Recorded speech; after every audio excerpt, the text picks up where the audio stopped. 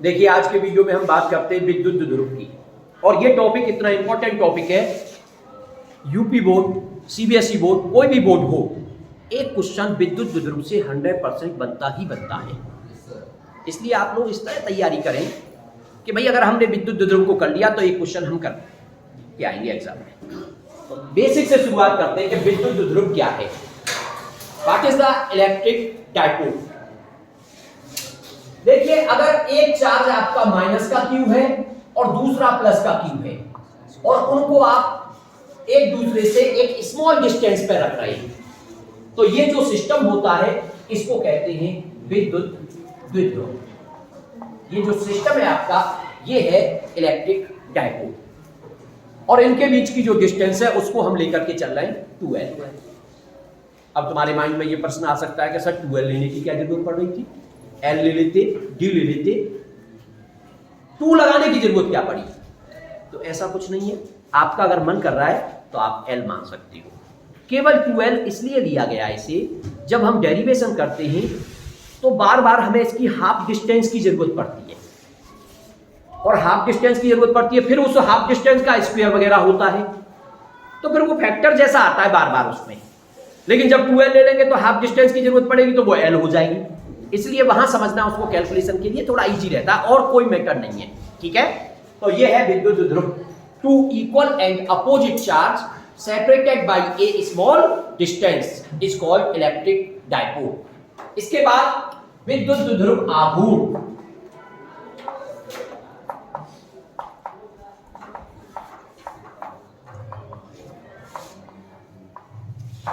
Electric dipole moment. तो electric dipole moment क्या होता है, इन दोनों चार्जों में से कोई एक चार्ज ले लें और इनके बीच की डिस्टेंस उसका मल्टीप्लाई कर दें, ये होता है विद्युत ध्रुव आघूर्ण, and denoted by P। P equal to Q into 2L। और विद्युत ध्रुव आघूर्ण एक सदिश राशि है। अब जब सदिश राशि होगी तो फिर तो उसकी दिशा होनी चाहिए। तो पहले तो हम सदिश राशि है तो भाई वेक्टर लगा देते हैं इसमें, तो L पे वेक्टर लगाएंगे आप, Q पे वेक्टर आप नहीं लगा सकते। अब बात आती है कि L को वेक्टर मानना है तो भाई उसको कैसा वेक्टर मानना है। L को नेगेटिव से पॉजिटिव की तरफ वेक्टर लेकर के चलते हैं। इसका मतलब P की जो दिशा हो गई वो हो गई from positive negative to positive, negative से पॉजिटिव की तरफ, यानी ये जो डायरेक्शन है ये आपकी विद्युत ध्रुव आघूर्ण की डायरेक्शन हो गई। यानी एक तरह से आप ऐसे समझ सकते हो विद्युत क्षेत्र के अपोजिट, क्योंकि विद्युत क्षेत्र की डायरेक्शन की जब हम बात करते थे तो क्या कहते थे, प्लस से माइनस, या कहते थे अवे फ्रॉम पॉजिटिव और टुवर्ड्स नेगेटिव, तो उसका एक तरह से अपोजिट हो गया। तो अपोजिट करके भी हमें याद रखना है। देखिए कभी कभी डायरेक्शन वगैरह ऐसी चीजें हम भूल जाते हैं, इसलिए कहीं ना कहीं लिंक बनाया करो कि इसकी ऐसे है, इसका उसके साथ क्या लिंक था, तो हमने लिंक बना दिया विद्युत क्षेत्र के साथ कि भाई विद्युत क्षेत्र के अपोजिट लग रहा है। ठीक है, तो ये दिशा हो गई आपकी किसकी, विद्युत ध्रुव आघूर्ण की। अब बात करते हैं इसकी मात्रक की। तो मात्रक आप सिंपल सा देख सकते हो, कूलम इनटू मीटर, और इसी तरह से आप इसकी डायमेंशन भी इजीली निकाल लोगे। ठीक है, इसके बाद जो चीज हमें समझनी है वो क्या है, जैसे ये आपका विद्युत ध्रुव है, ये -Q और ये +Q, और बीच की डिस्टेंस को आप 2L कह रहे हैं, ये विद्युत ध्रुव हो गया। अगर आप माइनस से प्लस की तरफ बढ़ाते हुए इस लाइन को आगे ड्रॉ कर दोगे, इसको बोलते हैं इसका अक्ष। अगर कभी ये क्वेश्चन आ जाए इस तरह का कि विद्युत ध्रुव के अक्ष पर उसकी अक्षीय रेखा पर, तो आप समझ गए कि अक्षीय रेखा या अक्ष हम किस लाइन को कह रहे हैं। प्लस और माइनस को मिलाने वाली जो सीधी लाइन है वो हमारा अक्ष होता है। दूसरा, इसके मिड पॉइंट से, मिड पॉइंट मान लो O है, तो इससे परपेंडिकुलर जाने वाली जो लाइन है, लंबवत जाने वाली जो लाइन है, इसको आप कहते हो निरक्ष। तो ये चीज हमारी बिल्कुल क्लियर रहनी चाहिए कि अक्ष कौन सा है और निरक्ष कौन सा है। कभी कभी अक्ष के लिए end on position word use कर लेता है और उसके लिए broad side on position use कर लेता है। हालांकि नॉर्मली जब क्वेश्चन पूछा जाता है वो ऐसे ही कहता है कि अक्ष पर निकालिए विद्युत क्षेत्र और निरक्ष पर निकालिए, लेकिन फिर भी and on position, both side on position वाली बात आ जाए तो उसको भी आपको समझना चाहिए। इसको एक्सियल लाइन कहते हैं अंग्रेजी में, और इसको इक्वेटोरियल लाइन या इक्वेटर बोल सकते हो आप इसको, और इसको एक्सिस कह सकते हैं। अब इसके बाद जो हमारा काम है आरपीसी,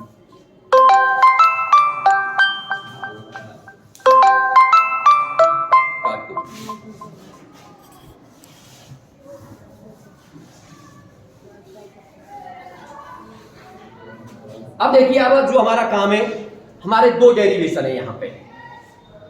हालांकि डेरिवेशन 3 है, लेकिन तीसरी वाला बहुत ज्यादा इंपॉर्टेंट नहीं होता है, लेकिन उसको भी हम समझा करके चलेंगे। तो दो डेरिवेशन में से जो पहला डेरिवेशन है बहुत इंपॉर्टेंट है। क्या है वो? विद्युत द्विध्रुव के कारण उसके अक्ष पर विद्युत क्षेत्र की गणना करना। विद्युत द्विध्रुव के कारण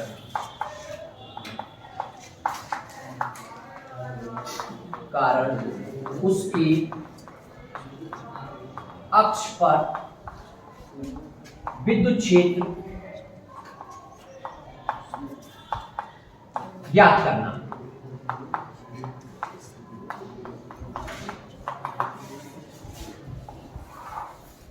बहुत इंपॉर्टेंट टॉपिक है, बोर्ड में कई बार पूछा गया है और लगभग हर साल किसी न किसी सेट में रहता ही रहता है।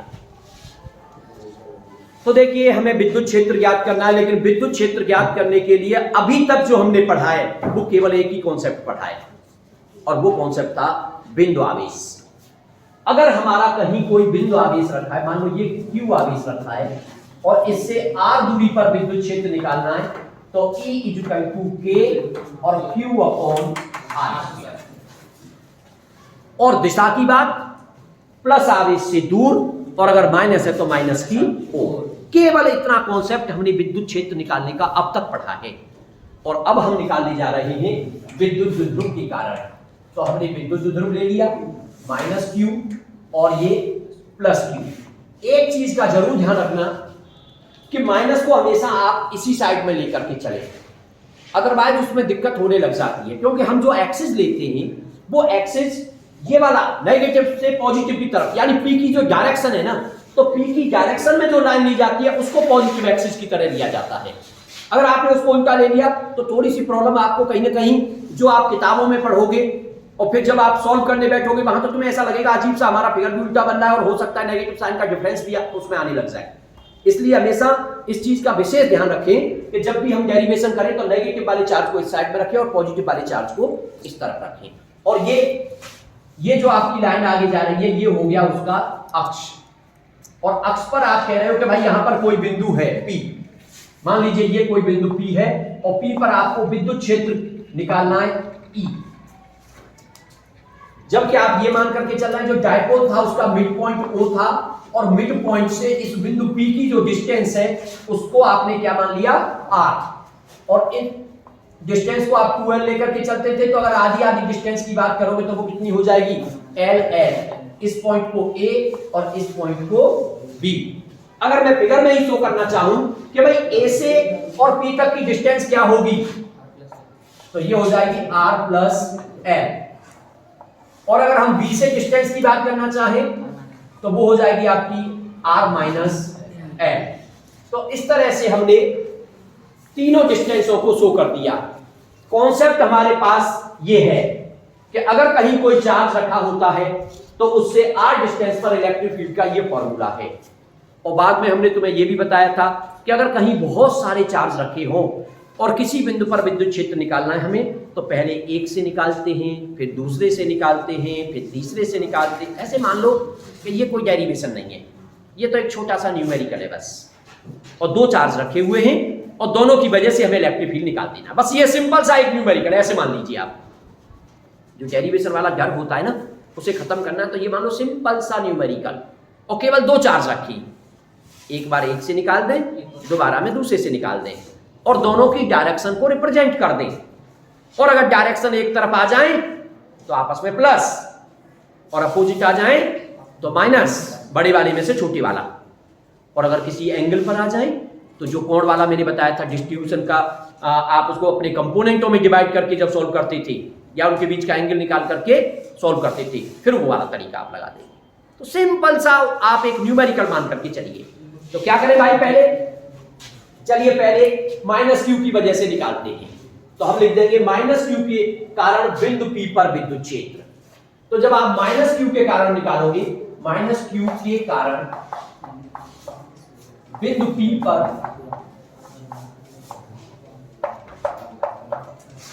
विद्युत क्षेत्र, उसको आपने E1 मान लिया। तो E1 is equal to, formula क्या है, के क्यू अपॉन आर स्क्वायर। ये बात मैं तुम्हें पहले ही बता चुका हूं।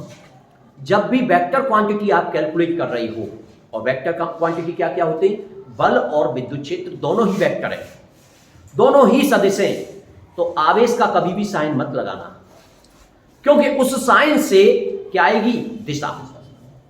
आप कहेंगे सर अब तो साइन लगाएंगे, साइन लगाने का मतलब फिर यह है कि आप उसको वेक्टर फॉर्म में लेकर के चल रहे हैं। अगर आप वेक्टर फॉर्म में लिख करके चल रहे हैं तो साइन लगा लेना। वेक्टर फॉर्म का मतलब होता है परिमाण के साथ साथ अब उसमें दिशा भी शामिल चल रही है। लेकिन ज्यादातर हम न्यूमेरिकलों को जो सॉल्व करते हैं, परिमाण को अलग सॉल्व करते हैं, डायरेक्शन को अलग लेकर के चलते हैं। तो जब परिमाण अलग लेकर के चल रहे हैं और डायरेक्शन अलग लेकर के चल रहे हैं, तो आवेश का साइन लेने की कोई आवश्यकता नहीं है। बात समझ में आ गई कि नहीं? अदरवाइज तो दो गलती होंगी, एक बार आप साइन भी ले लोगे और दोबारा में उस साइन से डायरेक्शन भी दिखा दोगे, इसका मतलब उस साइन को आपने दो बार यूज कर लिया, तो फिर क्वेश्चन गलत हो जाएगा। इसलिए माइंड में बिठा लो, जब भी कोई न्यूमेरिकल, कोई डेरिवेशन करना है और एक सदिश राशि के लिए कर रहे हैं तो आवेश का साइन नहीं लेना, लेकिन अदिश राशि के लिए कर रहे हैं तो आवेश का साइन लेना है। समझ गए ना? तो क्या करें भाई, E1 तो साइन लेना नहीं है, माइनस क्यू की वजह से निकालना है, तो क्या हो जाएगा, K और Q अपॉन R। अब R का मतलब है यहां से लेके और यहां तक की डिस्टेंस, और ये दिख रहा है हमें R प्लस, तो R प्लस L का होल स्क्वायर। अब साथ ही साथ भाई इसकी दिशा की भी बात कर देते हैं।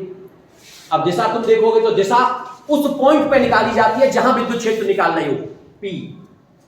अब P पे उंगली रख ली हमने, और किस आवेश की वजह से निकाल रहे हैं, तो हमारी दिशा का क्या कॉन्सेप्ट होता है, माइनस की ओर और प्लस से दूर। तो माइनस इधर है तो माइनस की ओर, इसका मतलब इस पॉइंट पे डायरेक्शन हो गई इधर, इसको कहोगे E1।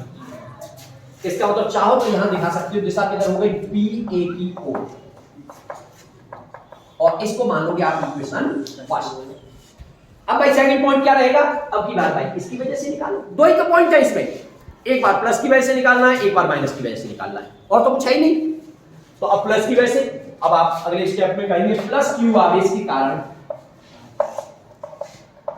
आवेश के कारण बिंदु P पर विद्युत क्षेत्र।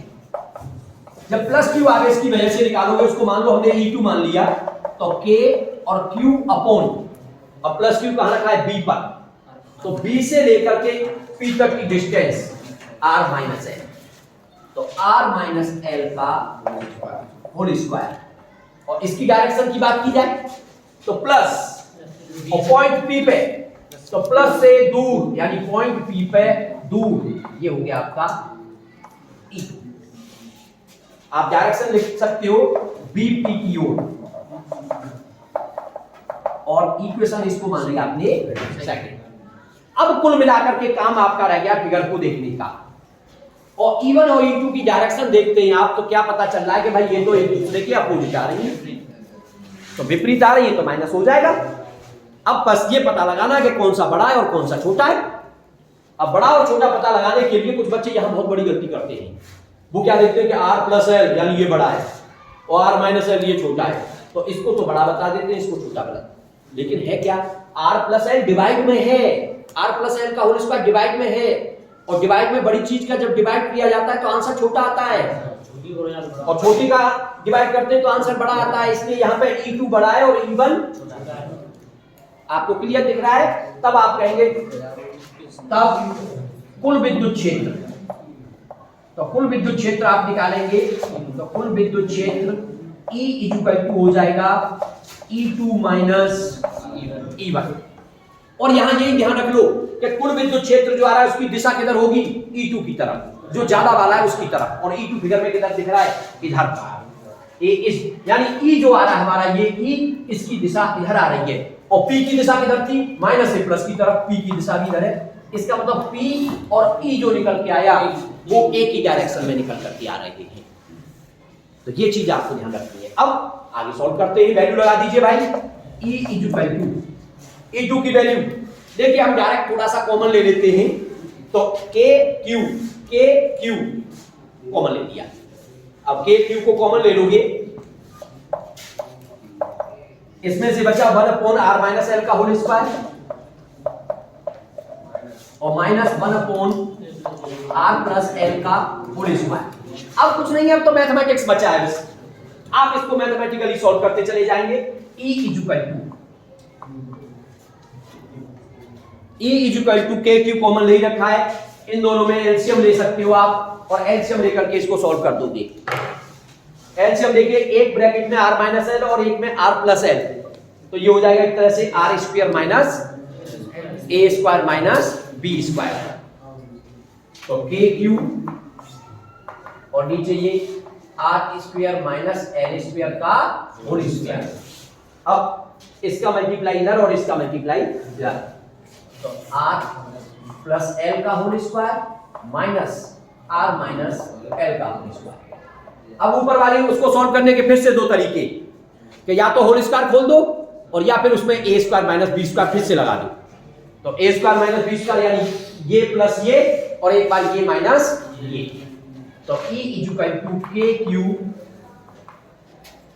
मान लीजिए r plus L plus r minus L एक ब्रैकेट में, और r प्लस एल अब की बात क्या लेंगे, माइनस r प्लस एल दूसरे ब्रैकेट में, और नीचे r square minus L square का होल स्क्वायर। इसमें देखिए l से l कट गया और इसमें r से r कट गया।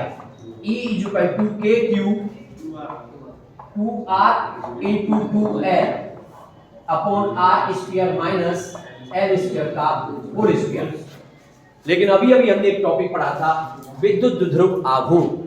और विद्युत ध्रुव आघूर्ण क्या होता है, Q into 2l। इसका मतलब इस Q को और इस 2l को अगर हम साथ साथ ले लें तो इसे हम लिख सकते हैं P। यानी आप साइड में शो कर सकते हो कि Q into 2l equal to P। तो E इक्वल टू हो जाएगा हमारा K और Q into 2l की जगह P आएगा, और 2 तो ऑर्डर में लिख देता हूं 2PR upon r square minus L square का होल स्क्वायर। तो फॉर्मूला डाइव होकर के आपका ये आया। लेकिन इस फॉर्मूले को आप वहां यूज करोगे जब किसी न्यूमेरिकल में L जो डिस्टेंस है वो R के कंपैरिजन में बहुत छोटी न हो। भाई दो चीजें होती हैं, दो डिस्टेंस है आपस में ऐसी है कि एक के कंपैरिजन में दूसरी इतनी निग्लिजिबल है कि आप प्लस माइनस करोगे तो कोई फर्क नहीं पड़ने वाला है।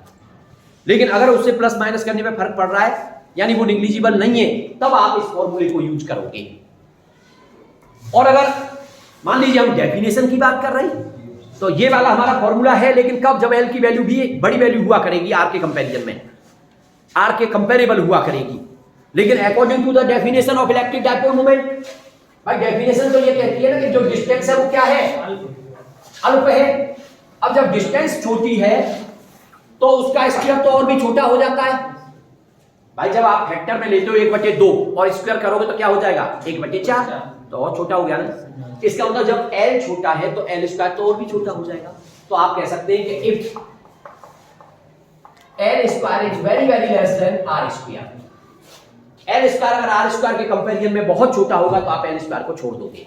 तो फिर उस केस में E इक्वल टू क्या हो जाएगा, K और 2PR अपॉन R स्क्वायर का होल स्क्वायर यानी R की पावर 4, और एक पावर कैंसिल होकर के 3 बचेंगी। E इक्वल टू K और 2P अपॉन R क्यूब।